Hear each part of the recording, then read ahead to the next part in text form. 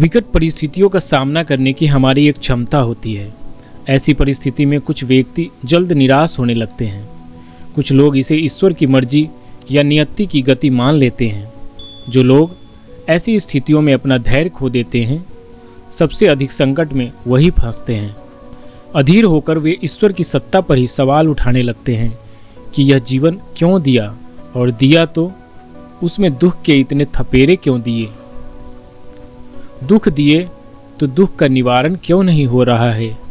जबकि हमें यह स्मरण रखना चाहिए कि यदि इस प्रकृति ने हमें जन्म दिया तो इस नाते हम सभी उसकी ही संतान हैं। कोई अपनी संतान से कैसे विमुख हो सकता है। इस प्रकृति को सबका ध्यान है। उसको हम सभी का स्वभाव भली भांति पता है। उसे सबकी क्षमता पता है। उसे यह भी पता है कि किसी को अस्तित्व में बनाए रखने के लिए उसके जीवन में कितना संघर्ष आवश्यक है। अन्यथा व्यक्तिगत स्वभाव या प्रकृति के अनुसार अस्तित्व में बने रहने के लिए जरूरी क्षमताएं विकसित नहीं हो पाएंगी।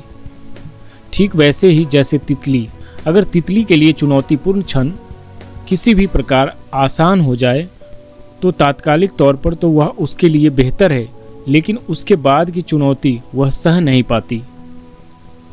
ओशो कहते हैं, अगर बहुत सुरक्षा मिले और कोई संघर्ष न हो तो रीढ़ टूट जाती है। रीढ़ बनती ही संघर्ष में है। तुम जितना संघर्ष करते हो उतनी ही रीढ़ मजबूत होती है। इसीलिए हमें प्रकृति के नियम पर भरोसा रखना होगा। हमें ईश्वर पर भरोसा रखना होगा।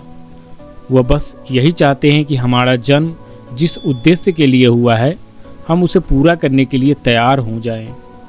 याद रखिए कि जिसके जीवन में अभूतपूर्व संघर्ष आया है, वही अभूतपूर्व सफलता के योग्य बन सका है। वह उन करोड़ों लोगों से अलग है जिसने उनकी तुलना में आसान जीवन जिया है।